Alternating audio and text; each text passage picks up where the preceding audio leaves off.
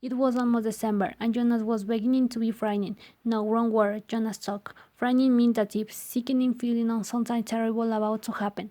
Frightening was the way he had felt a year ago when an unidentified aircraft had overflown the community twice.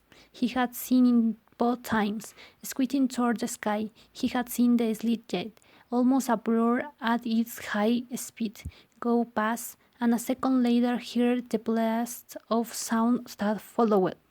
Then one more time, a moment later, from the opposite direction, the same plane. At first, he had been only fascinated. He had never seen an aircraft so close, for it was against the rules for pilots to fly over the community.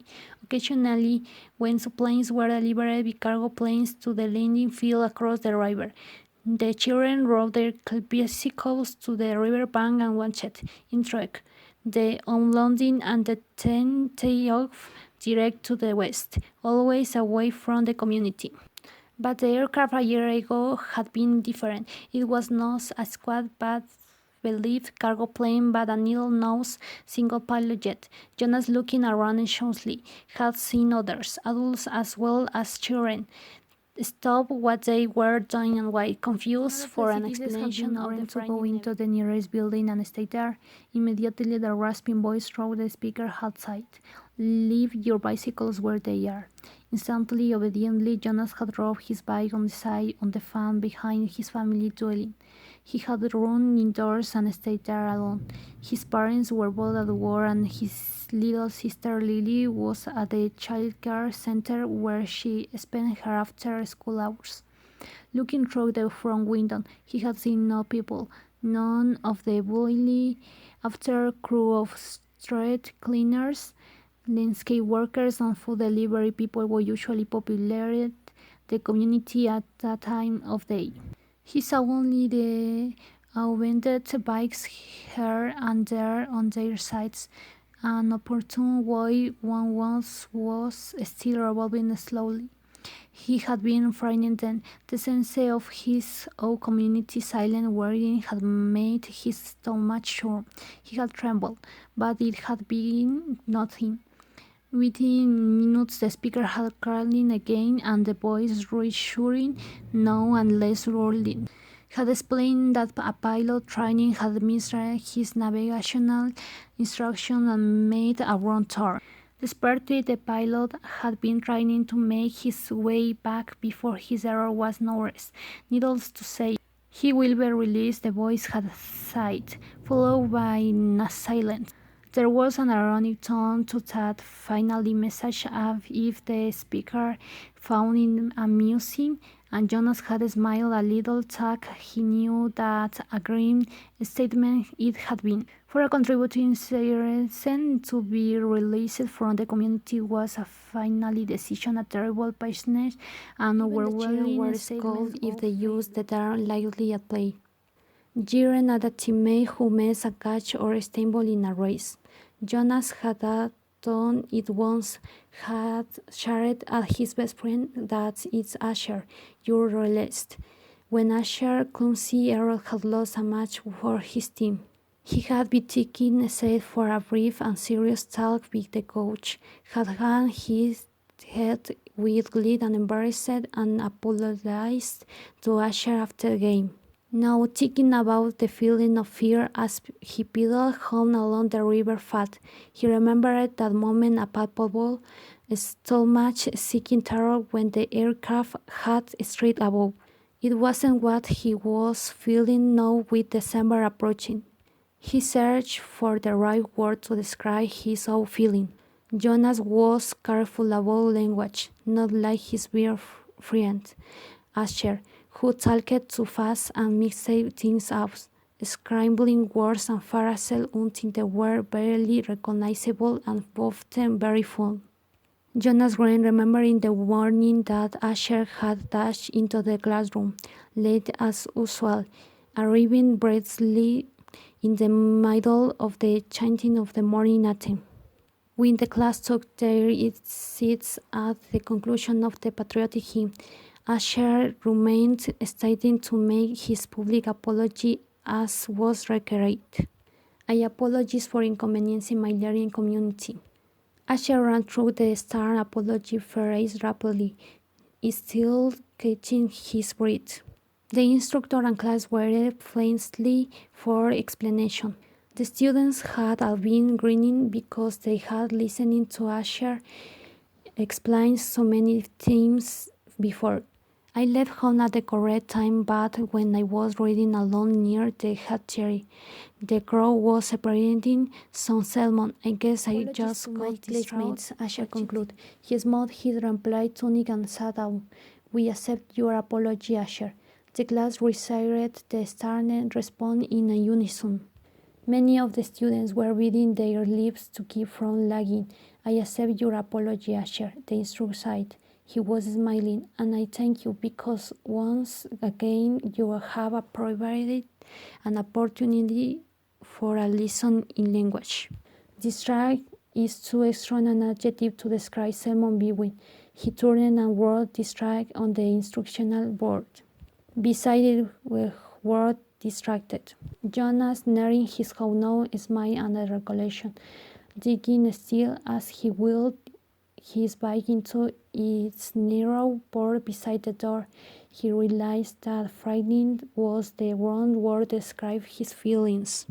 Now that December was almost here. It was so strong an adjective he had waited a long time for it. This special December, now that it was almost upon him, he was frightened but was eager, he decided. He was eager were it come, and he was excited certainly. All of the 11 were excited about the event that would become Susan, but there was a little shudder of nervousness when he talked about it, about what might happen. Apprehensive, Jonas desired that what I mean. Who wants to be the first tonight for feelings? Jonas' father asked at the conclusion of their evening meal.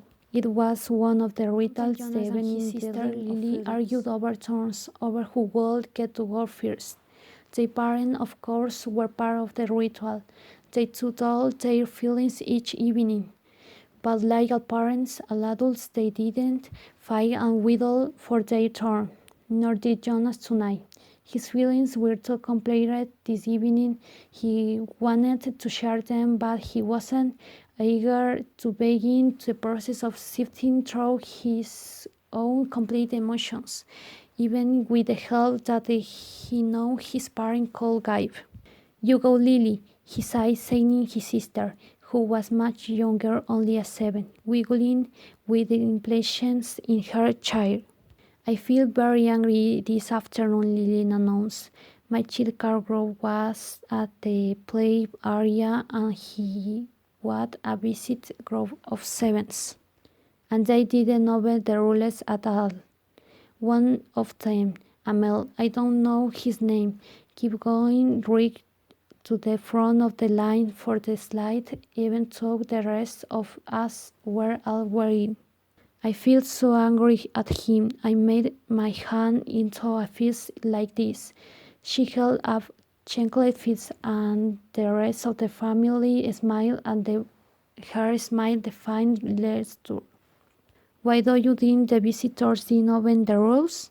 Mother asked. Lily considered and shook her head. I don't know, they acted like animals? Jonas suggested. He lacked that trick, Lily sighed, like animals.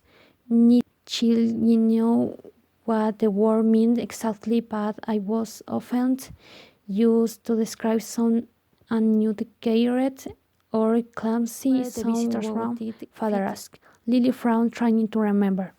Our leader told us when he made the welcome speech, but I can't remember. I guess I wasn't paying attention. I was from another community. They had to leave very early, and they had their middle meal on the bus. Mother nodded. Do you think it's possible that their rules may be different? And so they simply didn't know what your parents' area rules were? Lily shrugged and nodded. I suppose. You visit other communities, haven't you? Jonas asked. My group has often. Lily nodded again. When we were 6s, We went and shared a job school day with a group of success in their community. How did you feel when you were there? Lily frowned. I feel strange because their methods were different. They were learning usually that my group had learning yet, so feel will stupid. Father was listening with interest. I am thinking, Lily, he sighed, about the boy who didn't obey the rules today. Do you think it's possible that we feel strange and stupid being in a new place with rules that he didn't know about? Lily pondered that. Yes, she sighed finally. I feel a little sorry for him, Jonah sighed. Even though I don't even know him. I feel sorry anyone who is in a place where he feels strange and stupid. How do you feel now, Lily? Father asked, still angry. I guess not, Lily decided. I guess I feel a little sorry for him, and sorry and made a fist. She cried. Lily's feelings were always straightforward, fairly simple, usually easy to resolve. He guessed that his own had been too. When he was a 7, he listened politely, talked not very attentively, while his father took his turn, describing a feeling of worry that he'd had that day at work, a concern about one of the new children who wasn't doing well. Jonas' father's title was Turner. He and the other tutors were responsible for all the physical and emotional needs of a very new child during its earliest life. It was a very important job, Jonas knew, but it wasn't one that interested him much. What slender it is? Lily asked. Male, father sighed. He is a sweet little male with a lovely disposition, but he isn't growing as fast as he should, and he doesn't sleep soundly.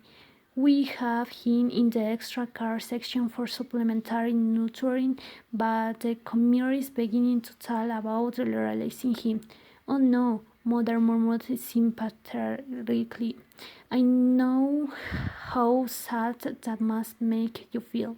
Jonas and Lily both nodded sympathetically as well. Release of new children was always sad because they hadn't had a chance to enjoy life within the community yet. And they hadn't done anything wrong. There were only 2 occasions of release which were not punishment.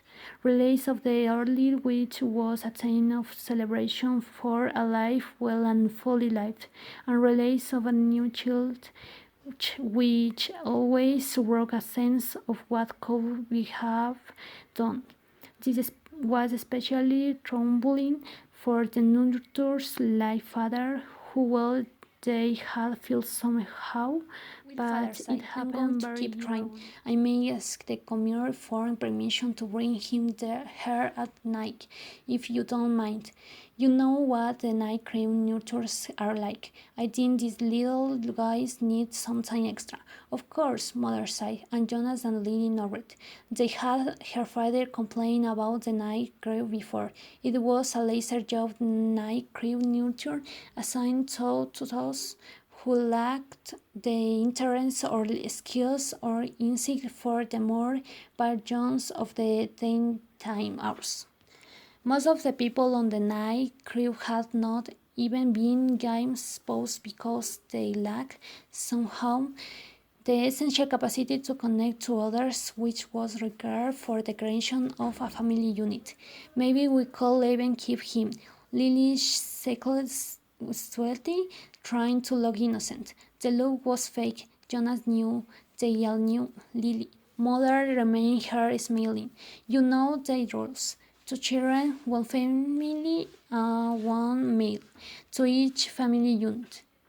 It was written very clearly in the rules. Lily giggled. Well, she sighed. I thought maybe just this once. Next mother, who held a prominent position at the Department of Justice, talked about her feelings. Today a repeat offender had been brought before her. Someone who had broken the rules before. Someone who she hoped had been irregularly and unfairly pensioned, and who had been restored to his place, to his job, his home, his family unit.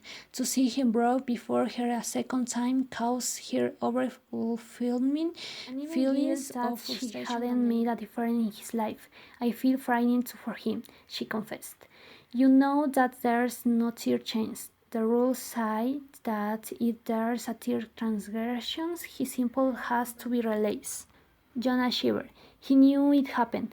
There was even a boy in his group of 11's whose father had been released years before. No one ever mentioned it. That this grave was unspeakable. It was hard to imagine. Lily stood up and went to her mother. She stroked her mother's arm. From his place at the table, father reached over and took her hand. Jonas reached for the other. One by one, they comforted her. Soon she smiled, then them, and murmured that she felt sad. The ritual continued. Jonas, father asked, "Your last tonight?" Jonas sighed.